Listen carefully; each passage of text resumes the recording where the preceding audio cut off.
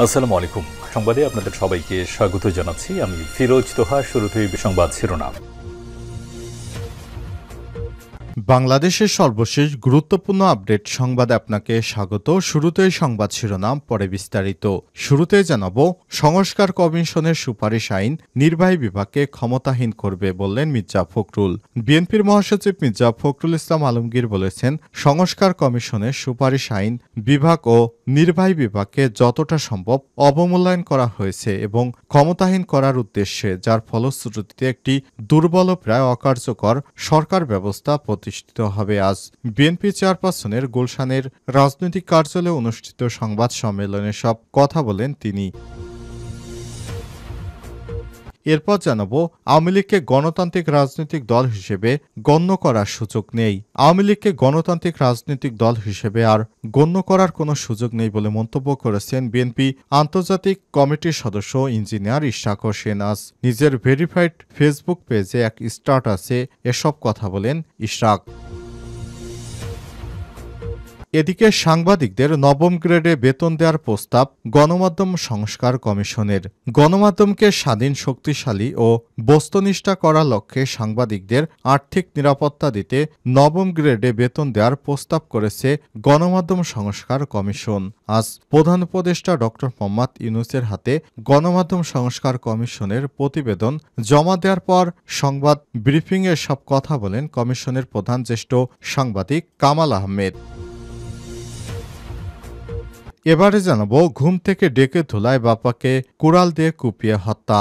বাঁশ কাটতে পিতাকে সাহায্যের জন্য ঘুম থেকে ডেকে তোলায় পাবনার সাথিয়ায় পিতাকে কুড়াল দিয়ে কুপিয়ে হত্যার অভিযোগ উঠেছে তার ছেলের বিরুদ্ধে। এ সময় উপজেলার কাশীনাথপুর ইউনিয়নে আজ সকাল ৯টায় এই ঘটনা ঘটে। হত্যার পর ছেলে পলাতক রয়েছেন। এদিকে রাস্তা থেকে তুলে নিয়ে শিশুকে ধর্ষণ। নরসিংদীতে ৬ বছরের এক শিশুকে ধর্ষণের অভিযোগ উঠেছে। বৃহস্পতিবার নরসিংদীর পৌর এলাকার বিলাসদী মহল্লায় এই ঘটনা ঘটে। আর শনিবার বিষয়টি নিশ্চিত করেছে সদর মডেল থানার officer in charge OC Mohammad Emdadul Haque. এবং সর্বশেষ জানাবো, গাজার প্রধানমন্ত্রীকে হত্যা করল ইসরায়েল। ফিলিস্তিনে অবরুদ্ধ গাজা উপত্যকার ডি ফ্যাক্টো প্রধানমন্ত্রী ইসাম দা লিসকে হত্যা করেছে দখলদার ইসরায়েলি বাহিনী। গত মধ্যরাতে গাজা জুড়ে ব্যাপক বোমা হামলা চালায় ইসরায়েলি হামলায় ইসাম দা লিস নিহত হয়েছে। প্রিয় দর্শক, এতক্ষণ শুনছিলেন সংবাদ শিরোনাম, এবারে বিস্তারিত। তবে তার আগে বন্ধুরা, অনুরোধ থাকবে সংবাদটিতে একটি লাইক দিন। এই চ্যানেলে আপনি নতুন হয়ে থাকলে আমাদের সংবাদটি দেখতে দেখতে চ্যানেলটি সাবস্ক্রাইব করে রাখুন। কমেন্ট করে বন্ধুরা আপনার মূল্যবান মতামত জানিয়ে দিন আপনি বিশ্বের কোন দেশ থেকে বা বাংলাদেশের কোন স্থান থেকে আমাদের সংবাদটি দেখছেন এবং শুনছেন। এবারে বিস্তারিত। সংস্কার কমিশনের সুপারিশ আইন নির্বাহী বিভাগকে ক্ষমতাহীন করবে বললেন মির্জা ফখরুল। বিএনপি মহাসচিব মির্জা ফখরুল ইসলাম আলমগীর বলেছেন, সংস্কার কমিশনের সুপারিশ আইন বিভাগ ও নির্বাহী বিভাগকে যতটা সম্ভব অবমূল্যায়ন করা এবং ক্ষমতাহীন করার উদ্দেশ্য, যার ফলশ্রুতিতে একটি দুর্বল ও প্রায় অকার্যকর সরকার ব্যবস্থা প্রতিষ্ঠিত হবে। আজ বিএনপি চেয়ারপারসনের গুলশানে রাজনৈতিক কার্যালয়ে অনুষ্ঠিত সংবাদ সম্মেলনে সব কথা বলেন মির্জা ফখরুল। তিনি বলেছেন, সংস্কার কমিশনের সুপারিশমালায় সাংবিধানিক কমিশন সহ এনসিসি নতুন বিভিন্ন কমিশনের প্রস্তাব করা হয়েছে। এ সমস্ত কমিশনের এখতিয়ার কর্মকাণ্ডে যে বর্ণনা দেওয়া হয়েছে তাতে মনে করা যথেষ্ট কারণ রয়েছে যে আইন বিভাগ ও নির্বাহী বিভাগকে যতটা সম্ভব অবমূল্যায়ন এবং ক্ষমতাহীন করার উদ্দেশ্যে, যার প্রতিশ্রুতিতে একটি দুর্বল ও প্রায় অকার্যকর সরকার ব্যবস্থা প্রতিষ্ঠিত হবে। রাষ্ট্রের গণতান্ত্রিক চরিত্র ও জনগণের মালিকানার প্রতিফলন হয় নির্বাচিত সংসদ এবং জনপ্রতিনিধিদের মাধ্যমে উল্লেখ করে মির্জা ফখরুল বলেছেন, কিন্তু সংবিধান ও নির্বাচন ব্যবস্থা সংস্কার কমিশনের সুপারিশ সমূহ পর্যালোচনা করলে প্রতীয়মান হয় যে রাজনীতিবিদরা অপেক্ষাকৃত এবং নির্বাচিত লোকদেরই দেশ পরিচালনার সুযোগ সৃষ্টি করার শ্রেয়। জনগণের গণতান্ত্রিক ঐতিহ্য, কৃষ্টি এবং সংস্কৃতি, ধর্মবোধ এই বিষয়গুলোকে গুরুত্ব দিয়েই বিভিন্ন সংস্কার ও সাংবিধানিক সংশোধনী প্রণীত হওয়া বাঞ্ছনীয়। বিএনপির মহাসচিব আরও বলেছেন, ফ্যাসিবাদ বিরোধী জাতীয় ঐক্যমত সমুন্নত রেখে দীর্ঘ প্রায় ১৬ বছর ফ্যাসিবাদ বিরোধী গণতান্ত্রিক আন্দোলন ও জুলাই অভ্যুত্থানে শহীদদের স্বপ্ন ও আকাঙ্ক্ষা অনুযায়ী একটি বৈষম্যহীন রাষ্ট্র ও সমাজ ব্যবস্থা প্রতিষ্ঠিত করাই বর্তমান সময়ে সর্বোচ্চ অগ্রাধিকার।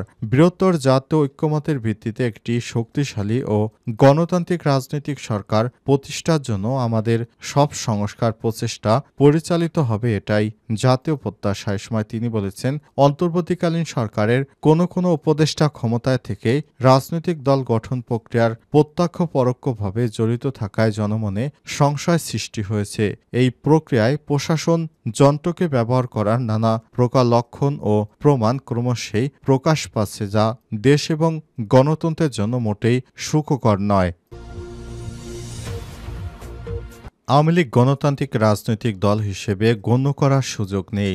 আওয়ামী লীগকে গণতান্ত্রিক রাজনৈতিক দল হিসেবে গণ্য করার সুযোগ নেই বলে মন্তব্য করেছেন বিএনপির আন্তর্জাতিক বিষয়ক সম্পাদক ইঞ্জিনিয়ার ইশরাক হোসেন। শনিবার ২২ মার্চ সকালে সামাজিক যোগাযোগ মাধ্যম ফেসবুকে করা এক পোস্টে এই মন্তব্য করেছেন ইশরাক। ফেসবুকে ইশরাক লিখেছেন, আওয়ামী লীগকে গণতান্ত্রিক রাজনৈতিক দল হিসেবে গণ্য করার কোনো সুযোগ নেই। এটি একটি জলজান্ত গণহত্যাকারী দল, ফ্যাসিবাদী সংগঠন। ফ্যাসিবাদের বৈশিষ্ট্য এক ব্যক্তির পূজা করা, এক নেতার এক দেশ এক দল একই সিস্টেম, সিস্টেমেটিক নিপীড়ন সহ সবকিছু জনগণের কাছে প্রমাণিত হয়েছে, আদালতও প্রমাণিত হবে। তিনি আরও বলেছেন, এই সংগঠনের সহযোগী সুবিধাভোগী যাদের গায়ে রক্তের দাগ লেগে আছে তার মধ্যে অন্যতম জাতীয় পার্টি, হুসাইন মোহাম্মদ এরশাদ এবং জিএম কাদের। আমি মনে করি আওয়ামী লীগের বিচার হলে জাতীয় পার্টি নামের লেসটির শাস্তি হওয়া উচিত। সেটা বুঝতে পেরেই জিএম কাদের এখন আওয়ামী লীগ দল বাঁচানোর মিশনে নেমেছে। এটি অব্যাহত রাখলে আপনাকেও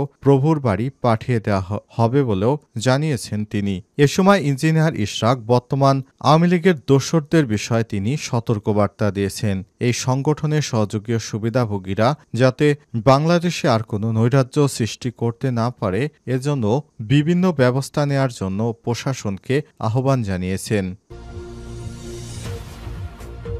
গণমাধ্যম সংস্কার কমিশন সাংবাদিকদের নবম গ্রেডে বেতন দেওয়ার প্রস্তাব। গণমাধ্যম স্বাধীন এবং শক্তিশালী ও বস্তুনিষ্ঠা করার লক্ষ্যে সাংবাদিকদের আর্থিক নিরাপত্তা দিতে নবম গ্রেডে বেতন দেওয়ার প্রস্তাব করেছে গণমাধ্যম সংস্কার কমিশন। শনিবার প্রধান উপদেষ্টা অধ্যাপক ড.